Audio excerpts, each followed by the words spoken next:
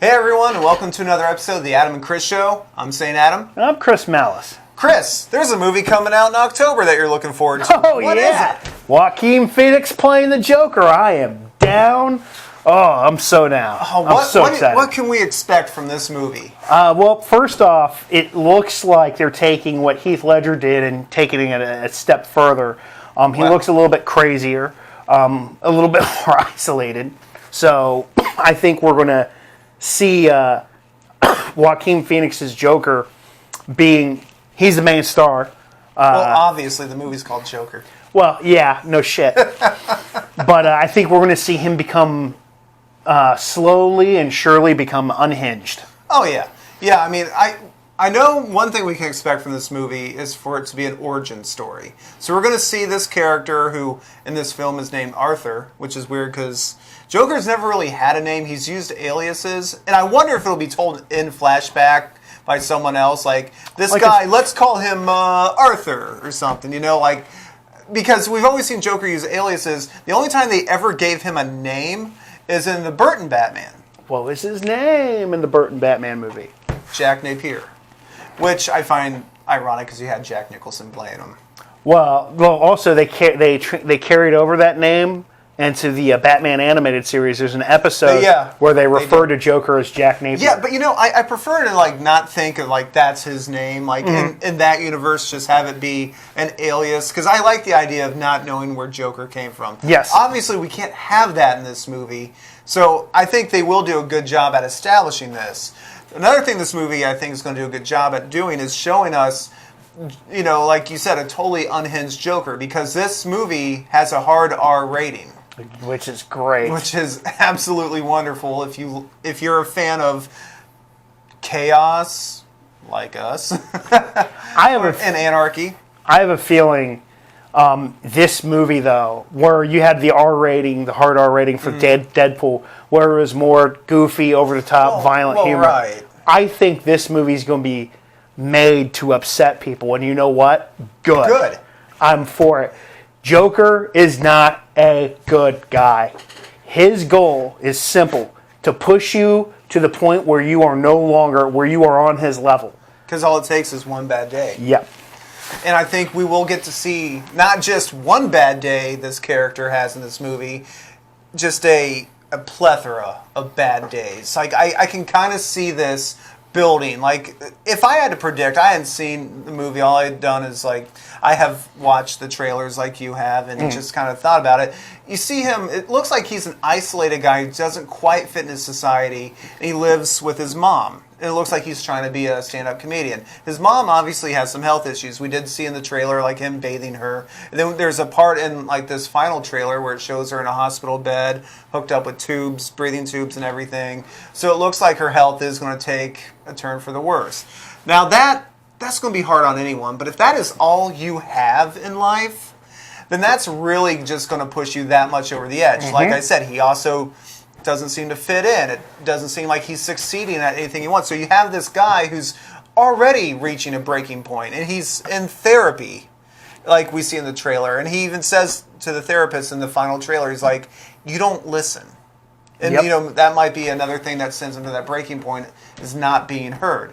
An interesting thing about this movie I read is it's set in the 80s, which can be really good. There was some hard times in the 80s for blue collar people, and it looks like Gotham in the trailer is kind of facing a bit of a recession. So you add that on top of everything else that he's going through, and you have a recipe for disaster, a perfect storm, if you will. Yes, to create a madman. I could see this being a character study of that madman.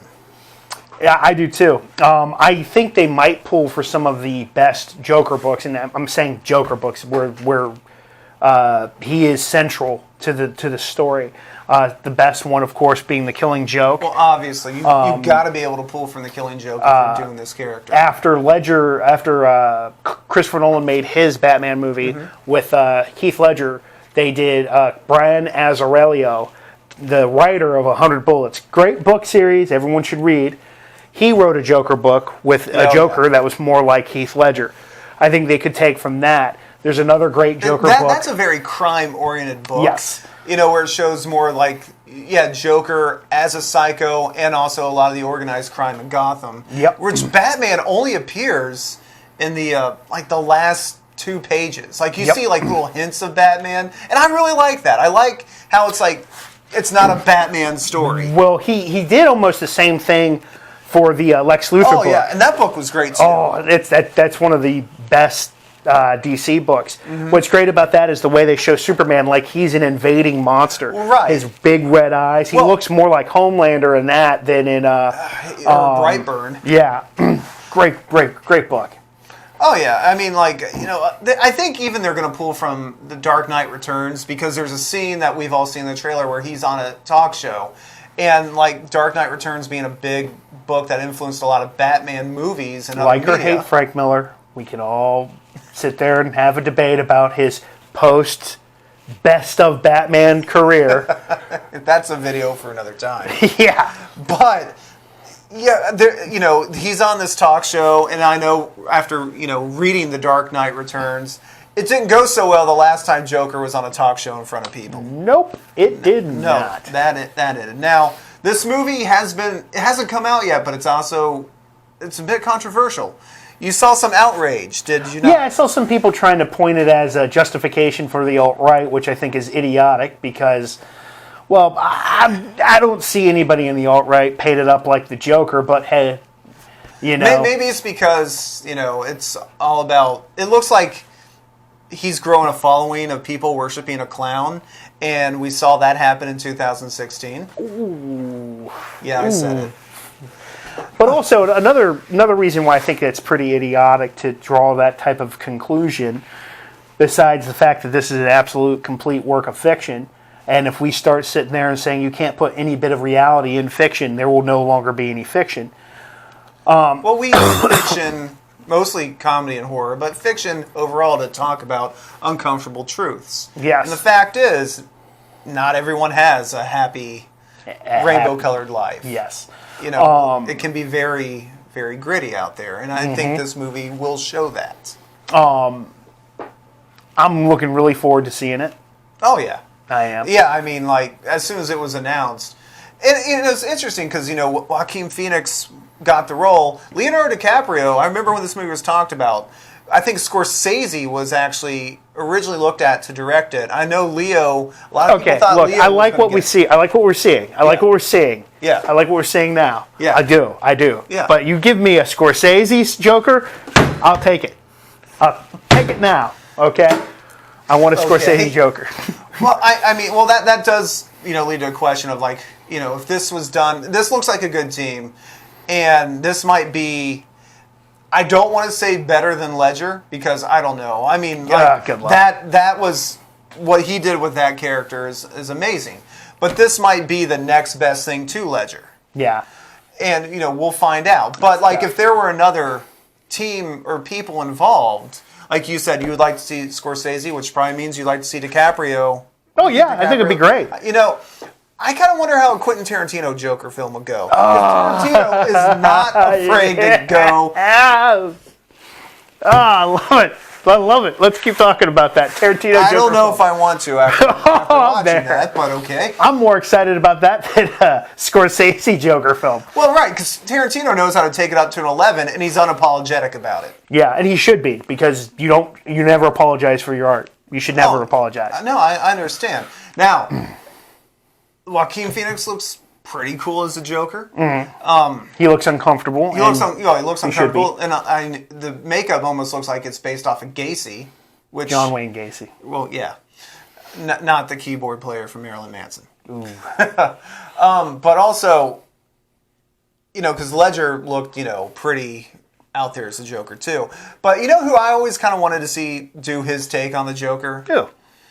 Well, think about it. Willard. Oh, yeah, Crispin Glover. That guy knows how to go full out creepy and make it work and still funny at the same time. So when they first cast Ledger, I was kind of like, come on. Yeah, a lot of us had our doubts because we're like I kept thinking Heath Ledger from 10 Things I Hate About You. Yeah. I wanted Crispin Glover. Now, that's probably, there's never going to be a big movie studio that attached their name to Glover after the lawsuit from Back to the Future and all that type of shit. But you know what? If we meet him at a convention, if anyone meets him at a convention, ask him what his take on the Joker would be like, because I'm sure it'd be great. I thought he would be good, but when I finally started seeing trailers for The Dark Knight and Ledger's Joker, I was like, this looks perfect. Yeah, you know, because there was that fear of, you know, because we all knew Ledger from movies like, you know, A Knight's Tale, 10 Things I Hate About You, and stuff like that. So we're like, you know, this like heartthrob is going to be one of the greatest villains ever created. And when they showed the pictures of what he looked like, remember that picture you saw like on that Harvey Dent website? It did that flash of like how he looked, and I was still kind of like, I don't know, it kind of looks cool. I'm not sure, but that first trailer we got, I was like, okay, I'm sold. Yep. And you know, I've never been so happy to be so wrong about someone. Oh, absolutely, absolutely. That was great. That was great. Now, with this movie, and it's set in Gotham, it's set in the 80s, but it's set in Gotham, and it exists outside the DC movie universe. Are we going to see other Batman characters in this? Are we going to see Jim Gordon? Are we going to see Harvey Bullock? I doubt we'll see Batman himself. I would love to see Harvey Bullock. Oh, yeah. I mean, I like Harvey on the Gotham TV show. Oh, yeah, he's good on the Gotham TV show. You know who I used to think would make a great Harvey Bullock? Who? James Gandolfini. Oh, yeah, that's so sad. He's gone. Well, there's that downer. But, you know, I'm getting tongue-tied here because of that. Mm-hmm. I'm sorry, I brought that temperature down a little bit. You brought it down a bit. But in this film, will Joker be the hero or the villain? Well, it's going to be written that he's the protagonist, but he's going to be doing villain-like things. But is he going to be like Thanos, who's the protagonist and antagonist at the same time? Well, he thinks he's the protagonist. He is clearly the antagonist. I don't know. Well, if you look at the character himself. Let's say you take the trailer for its worth. At one point, he seems to be upset with a very popular comedian played by De Niro, it looks like. Yeah. We can assume he might kill him. You can't do that. I'm pretty sure he's going to kill him. Yeah, you can't kill people. You just can't and call yourself a hero unless you're, Punisher. I was going to say, but I mean, he don't even consider he don't consider himself a hero. No, but you do. I do. I do. Well, I mean, there are heroes that kill. You know, Wolverine, Deadpool, to name a couple. Captain America's even, but. It's funny because like I see Joker being almost like Thanos, because Thanos was such a great character because he was the protagonist of the story, but he was the antagonist of Infinity War. It's like a great journey that he went on, and I could see them kind of taking that same care with the Joker. I think they would. So in the Joker book, you brought up the other possibilities in Brian Azzarello's Joker book. He runs into other characters, but just different versions of them in Azzarello's universe. Right. He runs into Harley Quinn. She's a stripper. He runs into Killer Croc. He's got tons of scars all over his body. Right. He's written as more as Croc was in Vision when he came out back in the 80s. So just a normal person with like advanced atavism. Yeah, and the more he had all the cuts too from fighting and stuff. Right. It was weird how he called Penguin Abner. Yeah. I was like I thought his name was Oswald, but Abner. Okay, maybe it's an inside joke. I'm not sure. But yeah, I mean, I don't know if it'll be like that book. I mean, we may get something even complete that we can't even predict. But will this movie address why the character of Joker works so well? I mean, I hope it does. The Dark Knight did, and I've said this before. If you watch The Dark Knight, the first 2/3 of the film, Joker's making more sense than Batman. Yeah. It's only in that last third where Batman really starts making, the kind of sense that character needs to make, and Joker's basically not. But, I mean, everything, like the way he just dissects society and everything in it. Well, because he's telling the truth, Adam. Well, yeah. Except about how he got his scars. You don't like my scars? But no, that's pretty much what I think we can expect from the film. Who knows at this point? It hasn't come out yet. I'm really pulling for this to do well. I think DC, even though this exists outside of their major movie universe, they still need something good. And you know, Wonder Woman was good. Aquaman was good. I like Shazam. I thought that was good. And even if you look at the smaller screen, I really want to see Swamp Thing because I heard that was pretty good. Even though it got canceled in its first season. Yeah, that's stupid. Right. But you look at the show Lucifer, good show. A lot of the stuff that was like more Vertigo related, when they let it off the leash, because I believe Netflix has confirmed they're going to have a Neil Gaiman Sandman series. Yeah.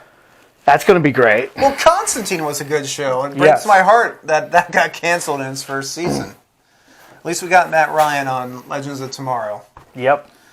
But yeah, so that's our thoughts on Joker.